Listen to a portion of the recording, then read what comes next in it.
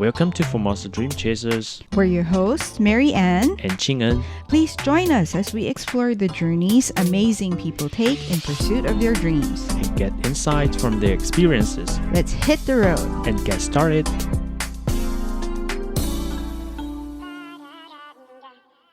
Hello and welcome back to the show. Last week we were joined by video journalist and news producer Jonah Khu. This week we will continue our conversation with Jonah. He'll elaborate on Taiwan's media landscape.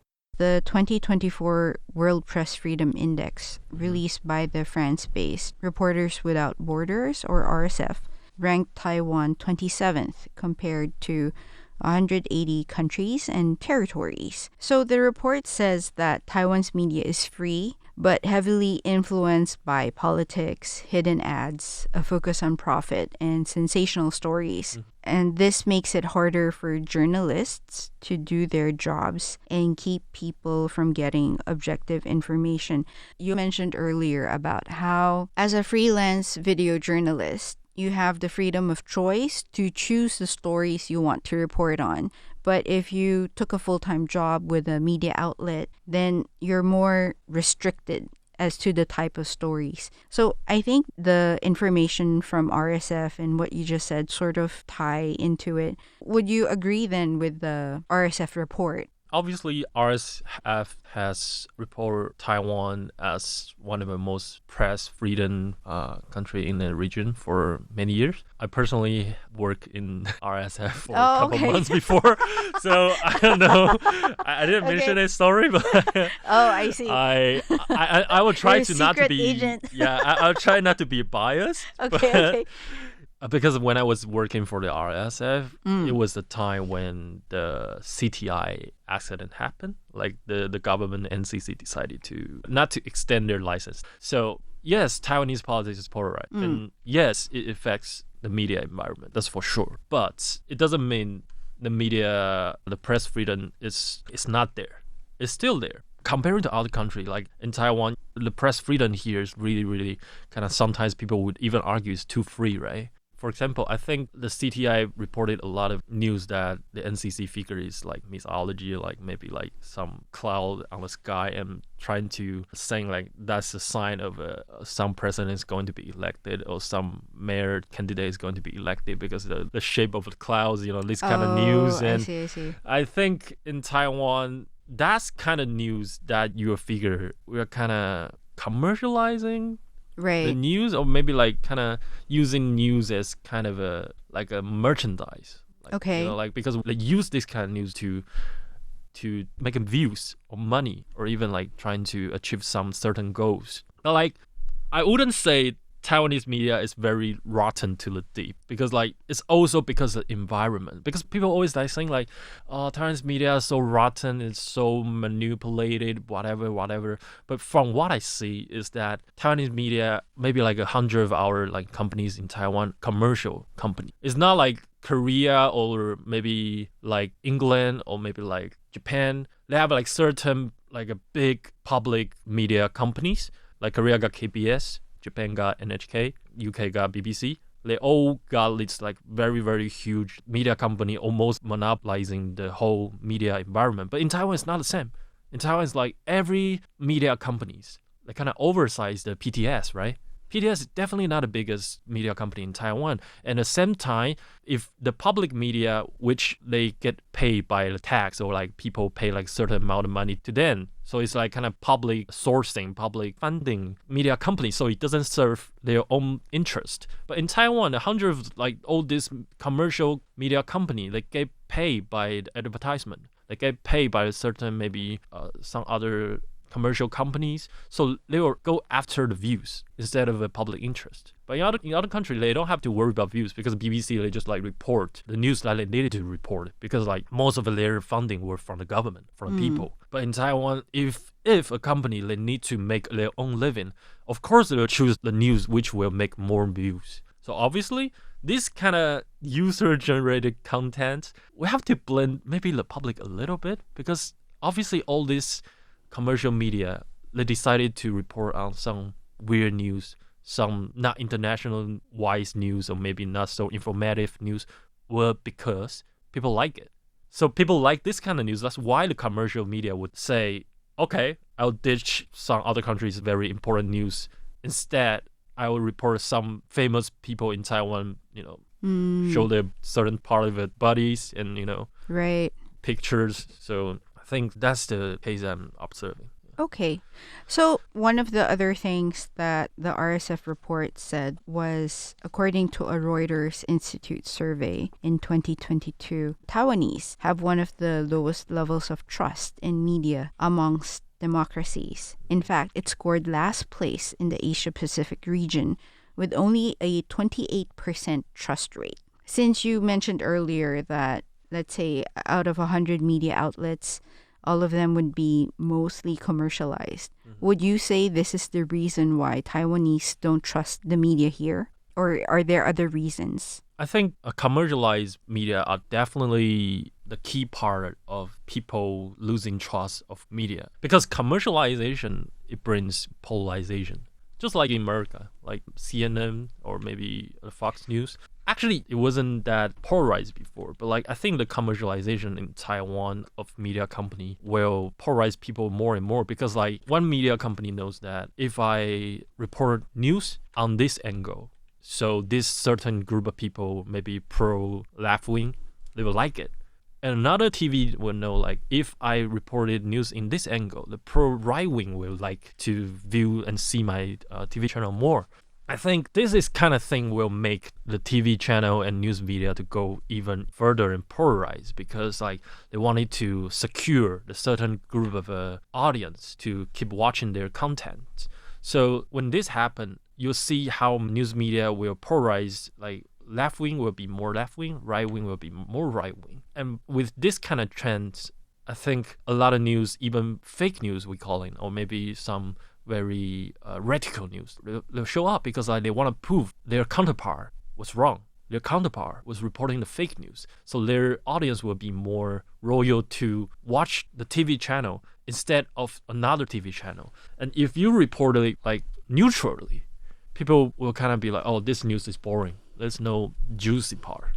So in my opinion, it's public news media needs to be stronger. People need to pay the news media for the public interest instead of making the commercial media to go after the views or to go after money because commercial media, of course, they were made to make money.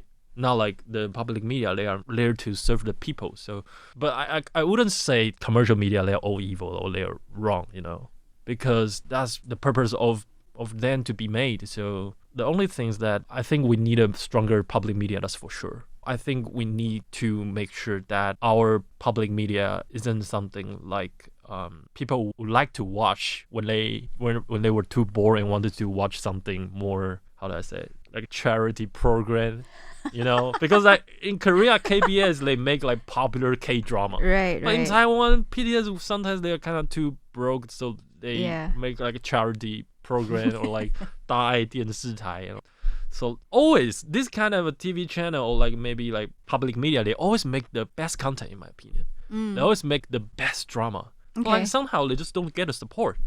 And people are still arguing that why there's no good media, but at the same time people are still watching all those commercial media, providing you the most hot, juicy, radical content. Okay. Moving the discussion to the group you co-founded, the Taiwan Media Workers Alliance, or TMWA. Mm-hmm. Could you tell us more about this group and how it got started? Yes, thank you, Mary, for the question. So basically, when I returned to Taiwan, I was just wandering around and even doing a YouTube channel, which is just thinking about it right now is kind of ridiculous to starting my career from the YouTube channel. But I got founded by other journalist friends through that. Then I got to know some journalists who just about to start a career just like me at the time. After I was founded by other journalists through my YouTube channel. There was this friend called Leo. He's a freelance German journalist who were around my age as well and came to Taiwan just right after I retired from my military service. And we figured that we were both in a period of time just about to start our career in Taiwan and was kind of lost we don't know where to find an opportunity. as a journalist who work in Taiwan at the time. And we don't know when we find an opportunity how much we should get paid. It was just like kind of just walking and searching at the same time. Then we figured, why don't we just like kind of help each other out? So like we gather like 5, 6, 7 people like us, young journalists just like us. So we're just so lost, like what should we do? But like we are here, and and then we just kind of share jobs to each other. Okay. We share information like how I got paid. Hey Leo, listen, I got hired by blah blah blah, and I got paid this amount of money and blah blah blah, and I got this story released. Was so excited, so cool. This like 5, 6 members of us, we just do the same. We share jobs, and maybe I couldn't speak Mandarin in Korea. Maybe you can take this job, Jonah, and I couldn't speak German. Why don't you take this job, Leo? And after that, we realized like, actually not just us. There's more people in Taiwan wandering around, like trying to get opportunities to get Taiwan story out. And more people are interested in Taiwan stories, like more than we expected. There are a lot of journalists. And over time, not just like sharing opportunities, we realized there were some issues when we work with international media, because as a Taiwanese person, there was not such attention paid to Taiwan before, ever. Mm-hmm. But like because of cross-strait tensions, these couple years, Taiwan has been a very, like the central of the international news in recent years. So a lot of international media people that came to Taiwan, but like in Taiwan, we didn't have so many fixers, or we didn't have so many journalists, like assistants who has such experience can assist the international journalists to do their story in Taiwan. And then, not just because inexperienced local fixers were needed, and it was also because a lot of international journalists, I don't know, I wouldn't say it's a racism thing, but like I think a lot of the time exploitation happened when a Western journalist came over to Asia. And it doesn't just happen in Taiwan. But like Taiwan is a new kind of hub for international news. So some exploitation or maybe like underpay cases happen. So we were trying to let other clueless newbie journalists like us at a time to know that this is how much you're supposed to get paid. So don't be shy. Then, you can tell what you can do. According to experience, you should adjust your payment and let people know your profession. So we were just trying to figure out how to make sure the local fixers were not exploited. And at the same time, we can make sure that international journalists, they can hire the right person they wanted and get the right information they wanted. Because I think back in the time, a lot of international media, they came over to Taiwan, but didn't come over with enough knowledge of Taiwan. I remember, for example, I was hired by a Western media a while ago. That was like 2 years ago. We went to Kinmen. And before we went to Kinmen, the journalist who hired me at the time was asking me like, "Oh, Jonah, do you know where to buy a bulletproof vase or like jacket so I can bring it to Kinmen?" I was like, "Why would you need a bulletproof vase or like, jacket?" And she was like, "Oh, because I thought there was already a warfare over there. like China is going to attack Kinmen anytime." I was like, the tension is tense, but like it's not Ukraine and it's not, like China is invading anytime. But like a lot of journalists, they don't know. Right. But like I think this situation got better over time, but like still it happened. So I think even a lot of fixers, they were like kind of overwhelmed by this kind of journalists who like just elbowing themselves in Taiwan and without doing enough homework. So we were trying to make sure that both sides can be covering, how do I say? I wouldn't say better stories over Taiwan, but like at least a little bit more close to reality reports on Taiwan. Because like I don't think the Taiwan situation is so easy for everyone to understand, even for those who were educated. Because a lot of Western journalists, they were very, very smart and they were from a very educated background. But still, Taiwan's situation, just like the background knowledge is kind of overwhelmed for someone who's new here, especially politics. That's the most of the things that they will cover, right? Right. So, okay. So how many members do you have now? We got a group chat. Okay. And we have like almost like 200 now. Oh, wow. Okay. Yeah, we have like 272 members in the group chat. But I wouldn't say everyone comes to the gatherings or comes to the event, but just, because we share a lot of informations. Yeah. Maybe some like a media invitation, because obviously we talk to some government people before and we have some connections with the local NGOs. So sometimes they will send the invitations here and sometimes they would just voluntarily sharing jobs opportunity in our group chat. Okay, and how old is the TMWA? Maybe a year. It's a pretty young. Yeah, I it's pretty remember young. when I found out about it, it seemed like a pretty young organization. So you said you and Leo just got it started from a very casual way. How old? How old is TMWA? I think we started running it for a year and a half almost. But like actually we don't do things on a regular basis. But like we gather whenever there's like big news, we'll find some right speakers to have an event with us. For example, like there was this big Me Too wave in Taiwan back in the time. At the time we found the Victon. We were so grateful that she agreed to talk to us. We gathered a group of international media people and we found a interpreter. We had an event together like to talk about Taiwanese Me Too wave in this political sphere. Okay. And we had another event with the Taiwanese expert on the Taiwanese history and also some scholars from Zhongyuan Academy Sinica to talk about the Taiwanese history to the foreign media. So obviously it's kind of half networking, half promoting a rise of international media workers and also to connect the local journalists and international journalists all together. We are not doing the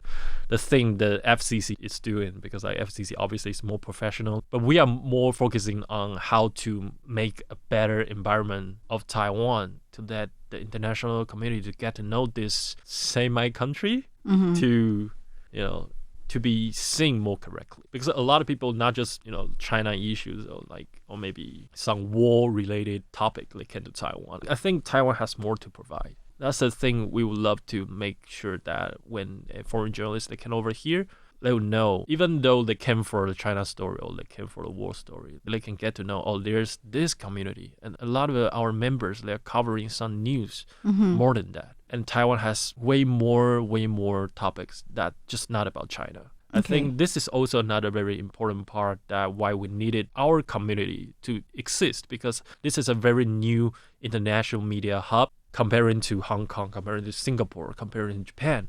A lot of them, they have like very thriving local international community. International journalists knows where to go. The stories should be happening here and there. But in Taiwan, it's still very mysterious for people. People don't really know about our culture, right? So we get the chances to promote it, or we get the chances to make sure our local producer, local fixer can pitch this kind of stories to international journalists to let them know it's not just China. We can actually provide a lot of different stories of Taiwan. And what changes have you observed from when you guys first started and now? I think even though we talk so much about how Taiwan becoming the new international media hub, I think things really changed a lot. like suddenly, because like I said, we had this flow journalists coming into Taiwan after the Hong Kong thing. Then this couple years, because you know the new president Donald Trump of America was elected, and there is like this Ukrainian-Russian war happened. It's like a lot of journalists they went out of Taiwan again, and this flow of like losing interest of across trade relations is kind of, I wouldn't say frustrated, but it's kind of disappointing for sure, because like it feels like a lot of people they came to Taiwan for the China story before, and now because the attention is away, so like people don't care about China that much anymore. So like, but almost like 50%, or maybe 40%, 50% around that. A lot of my foreign journalist friends they left Taiwan this year or last year. Really? Yeah, because you don't really find that much opportunities in Taiwan anymore. I mean, I'm talking about the journalists at my age, especially those freelancers, but also for the full-time journalists. Some media I heard they are retreating from Taiwan as well. Because there's no story. For sure, there are stories, but it's not as attention grabbing like the war or like the new President Trump, right? Right. So I think the world's attention is not here in Taiwan for now. I get So we are facing another wave of journalists going out of Taiwan. That's not the end of our conversation with Jonah. In the next episode, he'll offer his insights and advice for those aspiring to work in the media industry. Thanks for listening, and don't forget to tune in next Saturday to learn more about his story.